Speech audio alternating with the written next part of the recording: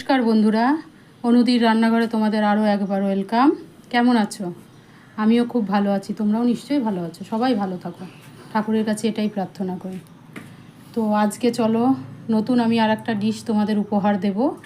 সেটা কি বলো তো? ডাল মাখানি। তোমরা তো সবাই ডাল মাখানি খেয়েছো। ডাল মাখানি সাধারণত হয় কলাইয়ের ডালে, পাঁচমিশালি ডাল দিয়ে অনেকে করে, রাজমা মিশিয়ে করে। তো এক একজন এক একভাবে করে। তো আমি আজকে করছি তোমার মুসুর ডাল দিয়ে ডাল মাখানি। তোমরা আমার উপর বিশ্বাস রাখো, একবার অবশ্যই বাড়িতে ট্রাই করে দেখো, অসাধারণ খেতে হয়।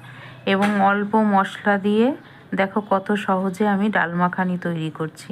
ঠিক আছে, তোমরা এইভাবে পরপর প্রসিডিওরটা জেনে বাড়িতে তৈরি করে খেয়ে আমাকে কমেন্টসে জানাবে কেমন লাগলো। ঠিক আছে? তো ডাল মাখানি করতে আমার অবশ্যই লাগবে মুসুরির ডাল। আমি 250 মতো মুসুরির ডাল নিয়েছি, কিছু কাঁচা লঙ্কা নিয়েছি, আদা গ্রেট করে রেখেছি, কিছু পেঁয়াজ কুচি নিয়েছি, টমেটো পিউরি নিয়েছি, আদা রসুনের পেস্ট নিয়েছি, কিছুটা কসুরি মেথি নিয়েছি, বাটার নিয়েছি, লবণ এবং অবশ্যই সাদা তেল। তাহলে চলো স্টেপ বাই স্টেপ কীভাবে হয় আমি তোমাদেরকে দেখাই। তাহলে বন্ধুরা, এবার আমি ডালটাকে সিদ্ধ করে নিচ্ছি। বেশি ডালটা গলানো যাবে না, মুসুরির ডাল ম্যাক্সিমাম 2 সিটি দিলেই যথেষ্ট। তার উপর দিয়ে দেব কিছুটা জল, জাস্ট ডুববে এরকম পরিমাণে একটু জল দিতে হবে। দিয়ে আমি এবার 2 সিটি দিয়ে নেব।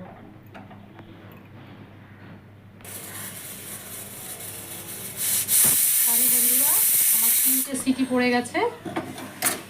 এবার আমি কড়াইটা বসিয়ে দিলাম। কড়াইয়ের মধ্যে কড়াইটা একটু গরম হোক। বন্ধুরা, কড়াইটা গরম হয়ে গেছে। এবার কড়াইতে আমি অবশ্যই সাদা তেল দিতে হবে। সাদা তেল দিলাম। তেলের মধ্যে আমি একটুখানি বাটার দেব।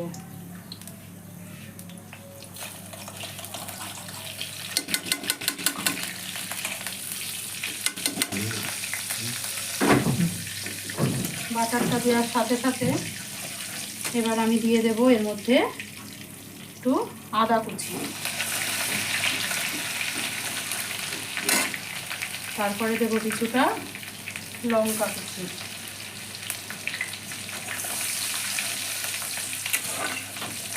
এবার দেব পেঁয়াজ।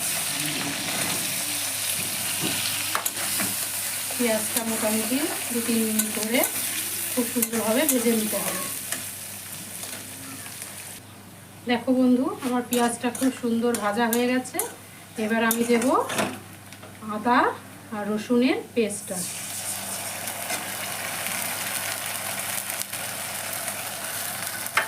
আদা রসুনের পেস্টটা একটু কাঁচা গন্ধ যতক্ষণ না যাবে একটু নেড়ে নেব।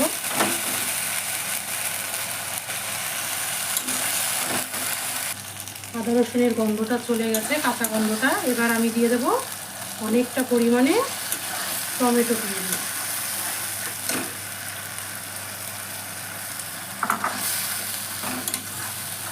এটার সাথে সাথে বন্ধুরা আমি কিছুটা মশলা অ্যাড করব, সেটা দেখে নাও। আমি দিলাম 1 চামচ লঙ্কার গুঁড়ো, 1 চামচ হলুদের গুঁড়ো, আর দেব পরিমাণ মতো লবণ।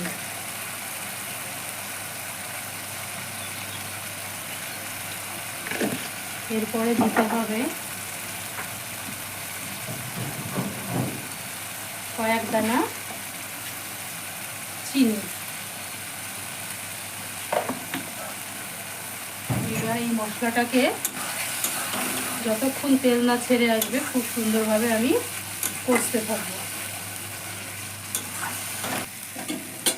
বলবো? তাহলে বন্ধুরা দেখো, আমার মশলাটা কি সুন্দর কষা হয়ে গেছে, তেল ছেড়ে এসছে। এবার আমি ডালটাকে ঢেলে দিচ্ছি।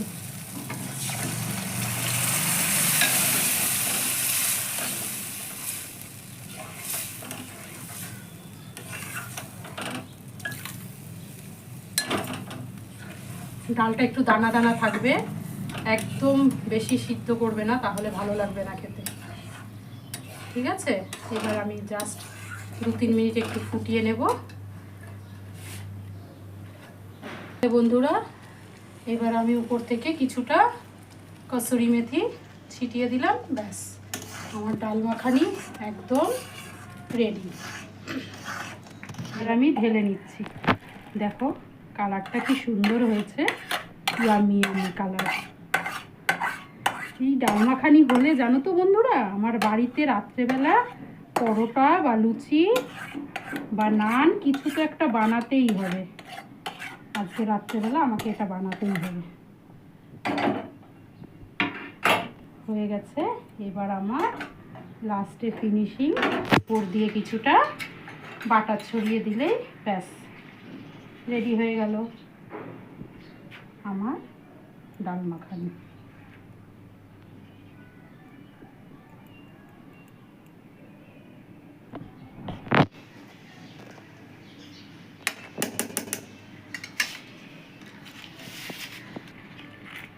ব্যাস আমার ডাল মাখানি রেডি। তোমাদের যদি ভালো লাগে অবশ্যই আমাকে কমেন্টসের মাধ্যমে জানিও কেমন লাগলো। আর তোমরা অবশ্যই আমার চ্যানেলটাকে সাবস্ক্রাইব করো। নতুন বন্ধুরা অবশ্যই সাবস্ক্রাইব তো করবেই, এবং পুরনো বন্ধুরা এইভাবে আমার পাশে থেকো, আমাকে উৎসাহিত করো, এবং লাইক এবং শেয়ার করতে অবশ্যই ভুলো না। ঠিক আছে, থ্যাংক ইউ।